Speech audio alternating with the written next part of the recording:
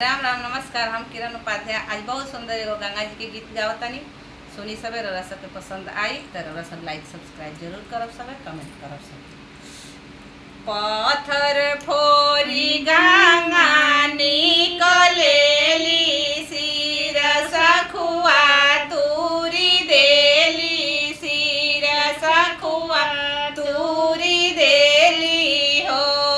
गंगा मैया चारूरिया भैले छाछा काल तयब गंगा शरण देहु हो।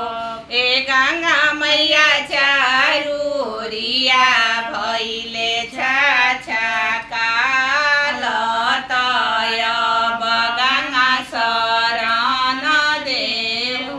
सब केहू खाल गंगा मैया पूरी मिठाई, अवरू से खोआ मलाई, अवरू से खोआ मलाई हो।